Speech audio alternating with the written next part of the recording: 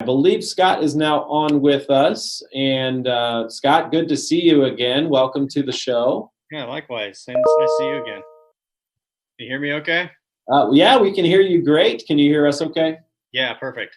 Live programming with through Zoom, and we have to, just kind of test on the fly and make sure that everybody can hear everybody, that we're all connected and dialed in. So it looks like we are. So, we've known Scott for quite some time. He's participated in the Phoenix Pet Expo and Spectacular in the past. Always a gracious presenter. He's been the creature feature before, and he's with Critter Science. Again, this is Scott Robinson.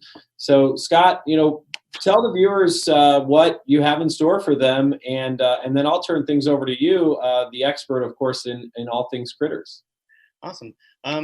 Yeah, so basically just talk a little bit about what Critter Science is, and a little about my critter past, I guess, if you want to call it that. I'm going to present a couple of animals as well, some live animals that talk about and give you some facts on. All in all, Critter Science is a free online educational website, so it's great for teachers, for anyone really, but teachers can really benefit from it. There's a critter every day that I do an article on, and it talks about where they come from and general factoids. And they're done 5 days a week, Monday through Friday. And there's, I'm almost approaching, I was hoping I was going to get to it by today, but I'm almost at 500 animals I've done, 500 articles I've written on animals, for everything from the minuscule water bear all the way up to grizzly bears and brown bears and so forth. So everything in between, air, sea, land, water. It's a lot of fun. It's a cool website. It's free, so that's a good F word. And that's kind of what I'm doing. I started off as a zoologist, traveling around teaching people all over the world about animals of all kinds, primarily exotic animals, but domestic as well. And I would kind of go on location and do multiple hour shows, and to a wide variety of audiences, from a few people up to 1,000 people.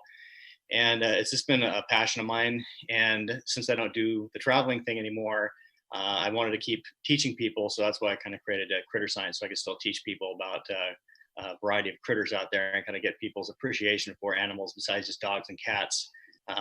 That there's a lot more out there to be learned. Yeah, we've actually featured a wide variety. So we had the Birds of Prey from the Condor Foundation. They did a bird show earlier. We kicked off the show with Hope Swinimer from Hope in the Wildlife, or Hope in the Wild, sorry, and Hope for Wildlife, a rehabilitation facility, and just a good variety of programming. We had the Austin Reptile Show on earlier. Now, Scott, it says you have over 40 years of critter experience to your credit. But we want to let everybody know who's watching out there that you may have questions along the way. Feel free to comment in the chat on Facebook Live, or if you're on YouTube. We'll try to get to your questions, but don't hesitate to inquire with any questions you have, and we can relay them to Scott or even answer them in real time for you. So, Scott, I'm going to turn things over to you, the critter expert. Great to have you back. It's great to see you. You look well, and Same. Even though we can't be face-to-face and in person like we're used to, I love that we have this platform to still educate people and provide resources. Yeah, agreed. Yeah, it's awesome. I'm just getting the old Facebook chimed up here so I can see. Or are you just going to say the questions that people are chiming in on? Well, if you want to have what I would recommend is, if you have it up, just make sure it's muted so that you're not getting feedback on your end. Yeah. So you're not hearing yourself. But otherwise, I mean, you can monitor it. We'll monitor as well. I'm going to jump off here while you're presenting, and then I'll pop back in during your presentation. And if I see some questions come across, our team's monitoring those as well. Oh, okay. So we just do that. I guess if there's a question, you could just relay the question to me. That way my computer doesn't start dinging away. So you got it. Well, feel free to ask questions. We're keeping track of those, and I will relay those to Scott. So thanks. Sounds groovy. So yes, again, I've got a lot of zoological background. Taught zoology, environmental sustainability, ecology for a long time to people from all ages, from little itty bitties to senior citizens and everything in between. The critters, I brought a few critters with me today. I'm going to have my kiddos help me out because I can't hold them all at the same time. So I'm kind of starting off with the small, working up to the large. The what I'm going to start off with here is called hissing cockroaches. They come from Madagascar. You probably kind of get them close to the screen so you can get a good look at them. So these hissing cockroaches, I've got a male and a female. The male is right here, and the female is pregnant, and she is right here. So with the hissing cockroaches, as I said, they come from Madagascar. They live up to 5 years. They are totally harmless. They don't bite. They don't sting. They don't even fly. They can climb everything, even glass. They are kept as pets, actually, as odd as that might sound. People do have them as pets, as I have. And they are, they're kind of interesting. They will eat pretty much anything, but they prefer to eat like fallen fruit, decaying vegetables, decaying leaf matter and whatnot. They're kind of custodians. And everyone thinks of cockroaches as being this nasty, gross, disgusting thing that invades your house and everything. There's actually about 1% of the cockroach species that are actually considered an invasive species. The rest of them are, without them, we'd be in kind of a world of hurt. They wouldn't be there wouldn't be things cleaning up leaf litter. There wouldn't be things cleaning up dropped decaying fruit, dead animals, and so forth. So they have a definite role in our ecosystem. The females, when they have babies, they have about roughly every 2 to 3 months, they will give birth to up to 60 babies. They have their ootheca, or the egg sac, inside of their abdomen. And you can probably see the female here. She's kind of bloated. She is pregnant, like I said. You can almost see the white spiracles on the side. The spiracles are where they breathe. The males will hiss, hence their name, when they feel threatened or bothered. I'm trying to get this one to hiss, but he's already used to me holding him. So, but it kind of makes it sound when they are hissing at you. They will usually, if you leave them alone, you go to pick them up, that's when they start hissing. Only the males hiss, the females do not, especially when they're pregnant. They've been around forever. They've been around for millions of years, and they are a pretty fascinating creature. They are not the largest, even though they are huge by cockroach standards. They are not the largest. The largest one is the giant cave cockroach, and those ones can weigh several ounces, and they can get almost as long as about half the length of your hand or longer. And they primarily live in caves. I would like to get one day, but they go for sale for over $100. And trying to get my wife to approve me spending $100 on a cockroach was probably not going to happen anytime soon. Let me go ahead and hand these off to my son. There we go. Let's plop those in there. Alrighty. And then the next one I'm going to take out is from Australia. So we're moving from Madagascar over to Australia and taking out what is called a bearded dragon. Pagona viticeps is their Latin name, but we'll dispense with the formalities. Bearded dragon here, her name is Chloe, and she is another one of our residents here. And these guys, like I said, they come from Australia. You can't get them from Australia because Australia has a very strict import-export rule because they made several mistakes along the way regarding bringing animals in as a biological control agent. For instance, the famous cane toad, they do fine over in Hawaii, but when they brought them over to Australia, they didn't want the cane grub or the cane beetles. Instead, they would decided to eat everything but that. And not only that, but they are very poisonous. So any animal who tries to eat them shortly dies thereafter. And so they have no natural predators. So it's a situation where they've basically become an invasive species. They've spread all over eastern parts of Australia and starting moving to the western parts of Australia. After that happened, they said, okay, that's it. No more import-export of animals.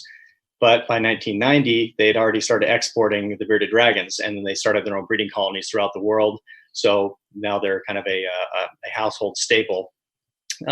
These guys here, they get about 18 to 20 inches long. They live up to 10 years. They can live longer. I had one actually live 13 and before she died, and she was literally eating up to the day she died.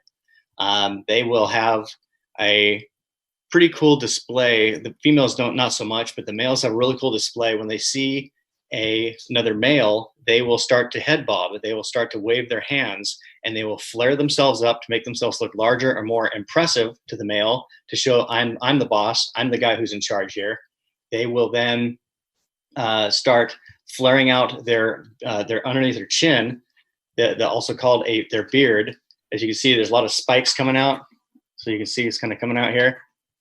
So lots of spikes will come out there. They kind of show their spikes. Their beard will actually turn black, jet black, and they will puff themselves up to make themselves as large as they possibly can. They will then battle. When in reproduction, the males and the females have kind of a brutal reproduction. I'm not going to really go into it, but the females get kind of beat up. The males aren't very gentle in the whole process. So if you have a male and female together, you're going to end up having a female that's probably going to be kind of banged up. Did you have a question? It's nothing yet? Okay. So these guys here, they are what's called an omnivore. An omnivore is an animal who eats plant and animal matter to survive. They do need vegetables and or fruit. They do need to have leafy greens several times a week to help sustain a healthy lifestyle. But primarily this one here, she loves cockroaches. We give her dubia cockroaches. Every other day we give her dubias. She eats crickets. She eats super worms. It's like a giant mealworm. And she eats strawberries and whatnot. So she eats a lot of stuff. She's got a bit of a belly on her, but I'm not going to hold that against her. They come in a variety of colors, grays, browns, dark like a charcoal gray, yellows, oranges. There's even some that have a kind of a lavender striping in them with a greenish hue to them. So they're really pretty animals. They're great pets. They don't bite. They're not aggressive. As long as you hold them from a first, when you get them in as a youngster, you want to make sure you hold them a lot. If you don't hold them, they will become aggressive. Just because they're fearful of your hands. They don't know if it's a safe thing or not, so they will become aggressive, and they do have one heck of a bite on them. They will break skin, they will latch down onto you, and they aren't really one to let go. So as long as you spend time with them, they're really good to go. They're great pets. And like I said, they live about 10 years, so you've got a kind of a stint on your hands. So don't buy them if you want to have an animal that's going to live a year, because they are going to live a long time, and they do need a decent amount of room to move around in. Even though they tend to be kind of sedentary, they don't really scurry about too much. They find a good spot, they bask, and then they lay there and sleep all day long. So I'm going to get the next critter out here, and it's going to take a few seconds here. So that's just a couple of the animals that we have. The next one is kind of a star of the show. This one here is named Monty, and this here is a ferret. So these also make great pets. They are sweet as can be, as long as you spend time with them and work with them. They do have a scent. They are part of the Mustelidae family, which is the same family as minks and stoats and weasels. Skunks and beavers are all part of the Mustelidae family. So they do have a scent with them. With their scent, some people think that it's kind of off-putting or stinky. I actually enjoy the smell. I think it smells like malted barley. So it's a really cool smell. So I love it. I can smell them all day long. They're great. These guys here live about 10 years on average. They can live longer based on their individuality. They can live longer, but typically 10 years is a good lifespan for these critters. They are carnivores. They are predators in the wild. They do hail from the European mink family. They basically have evolved through selective breeding to look a variety of different ways. This is a standard version here. They have some that are white. They have some that are really dark color. The white ones are beautiful. They have pretty pink eyes on them. These guys are very active. They sleep probably about 18 hours a day, but when they're awake, they're very active. They're very curious. They're intelligent creatures, and they will get into trouble if you let them. So you got to make sure you kind of keep on them. As you can see, this one's kind of really exploring quite a bit. They will tend to bite a little bit on you, not to be aggressive, but they will kind of bite because they're testing their environment. That's kind of how they test things out. They'll kind of nibble on you a little bit, and you just have to kind of work with them and make sure you let them know that's not an okay behavior. And they break that habit pretty well. You can also, because they're intelligent, you can actually potty train them. So you can put a litter box in the corner of their cage and work with them to actually teach them, hey, this is where you go to the bathroom, so you don't have a whole cage full of poop and pee. They'll go in one spot. But again, this is a ferret, and a little wily one. He's kind of still shaking up from the car ride over here. So he's my daughter and her boyfriend's ferret. So I'm trying to get my wife into having a ferret, but she is not one for the smell. So they are amazing. Finally settled down. There you go. Good boy. These they feel kind of they're soft, but they have kind of a coarse hair to them. Another cool thing with these guys is you can see they can bend all over the place. They have their vertebrae is actually kind of separated, and it's not like compacted like ours is. So they can twist and turn and bend all over the place, as you can see, and like totally it doesn't hurt him at all. And they can kind of worm their way into all kinds of different spaces. They can fit into anything that their head can fit into. So if you have a hole in your enclosure for them that's large enough for their head to go through, then your ferret's going to get out. So they can kind of squeeze their body through all kinds of tight locations. They have really good hearing, really good sense of smell. And a cool thing that I've always kind of giggled about is when they are predating out in the wild, what they do to try and acquire their prey is they do what's called a war dance. So they hop and dance and bounce around, and that in a sense almost hypnotizes or distracts their prey item and gets them to kind of go, wow, what is that? What's going on here? And boom, they pounce and they attack. What they do is they go for the neck. They go to the base of the spine, right below the base of the skull, and they will bite down and paralyze the animal and take it out. Right? Yeah, but you wouldn't do that. You're sweet, huh? Yeah, you are. So I'm going to go ahead and hand the ferret on over to my daughter. Here you go. Monty, you did fantastic. Good job. And the last critter I'm going to take out is going to be a domestic rat. The rats are also known kind of notoriously as being this pest species. They don't, they're dirty and filthy and they bite and they're messy. Not true. The domestic rat actually hails from the Norwegian brown rat, or the Rattus norvegicus, and they have been selectively bred over many, many years to become a pet. They are very smart. They are very curious. They would like to sit on your shoulders. You can see this one's doing, and they'll kind of check you out and smell you and see what's going on. You can actually train rats to do different tricks. You can potty train them. Ours are actually potty trained. So they have a litter box in the corner of their enclosure, and they go in there and they will do their number. That's the only place they go. We really barely didn't have to do anything at all. We basically put some of their litter and put that inside a litter box, and the poop and pee attracted them to it. That's where we go. And rats like to go away from where they sleep. They go into a certain enclosure area, and that's where they go. They don't go wherever they want to go. These guys, oh, you get startled. There we go. These guys actually are what's called the Dumbo rat. Dumbo rats are called that. Sounds like a kind of a bad name for them, but Dumbo rats have very large ears on them, hence the name Dumbo rat. With rats, they live about 3 to 5 years on average. Usually it's about 3 to 4, but you can get them up to 5 years. So you're going to have them for a little bit of time. They get around 18 inches, including tail. And the best bet is to not have a male and female in the same enclosure together, because they, just like rabbits, will breed prolifically.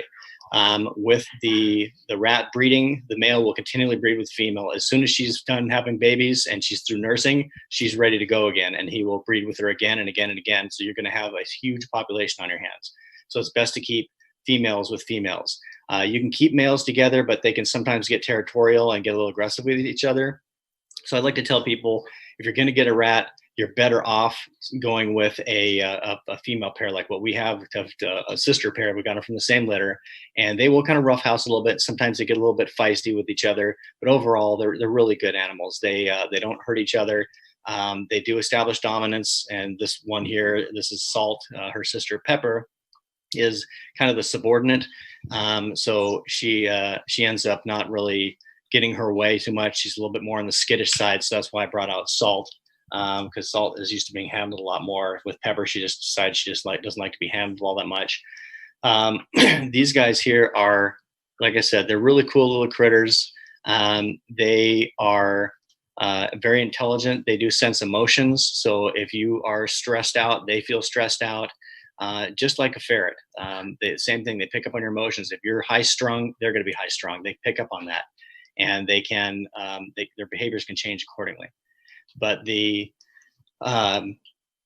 with rats, they are primarily herbivores, meaning they will eat vegetation. So they also eat seeds. We give them all kinds of seeds. Their favorite is sunflower. And with the mixed vegetables we give them, we cut up leafy greens. We throw Cheerios in there, carrots, and guacamole, which are not guacamole, avocados. They love avocados. They even on occasionally will get a treat called Pirate's Booty. They love the Pirate's Booty. And they like what's another one? Veggie straws. They'll eat veggie straws all day long if you let them. So we don't want to get overweight. So we kind of limit their snacks. They are primarily nocturnal, but they adapt to the lifestyle of their owners. So if you have a nightlife, they're going to have a nightlife. If you have a day life, they're going to have a day life.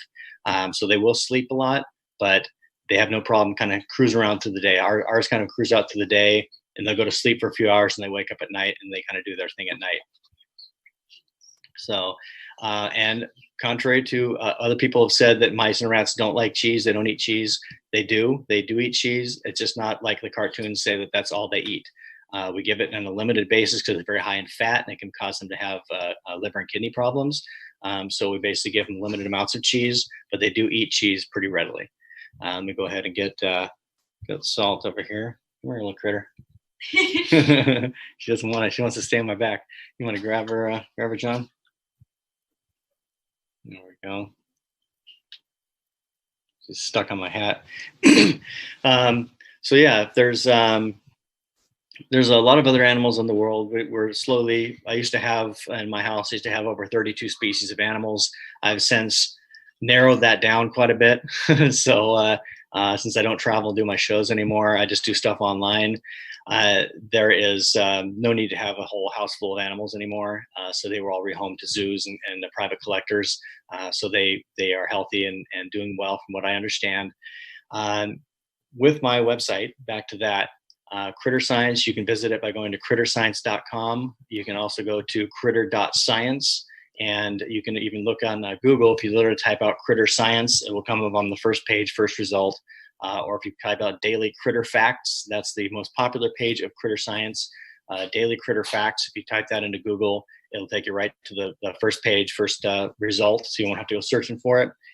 And with Critter Science, I do 5 articles a week. They're Monday through Friday. I take the weekends off. And I will write an article about whatever animal. And you can actually request animals. If there's a certain critter you were like, hey, I've always wanted to know about this animal and the details about it and so forth, you can actually go to the website and click on the contact page, and you can send me a email request and say, hey, I'd like to know about whatever, the wolf eel, for instance. And I'll get that email, and I'll definitely write an article about it. And if you put your name in there, I'll dedicate the article to you. So again, it's a free website, so you don't have to worry about any paying for anything like that.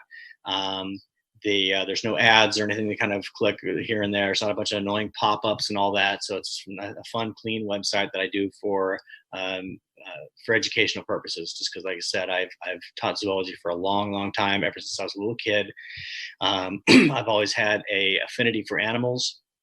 I have had instances where we've gone to a park, and my father would say, make sure you stay away from the geese. They're mean, they're aggressive, they're going to bite you. And he'd turn around, I'd have a goose in my arms and petting him with his head on my shoulders, and without any aggression whatsoever. I've just had a really a connection with animals ever since I was a little kid. Gone and being a kind of a self-made herpetologist, going out and catching reptiles out in the park and bringing them home. We'd catch buckets full of pretty much of lizards and snakes. We'd release them in our backyard, much to my mother's dismay.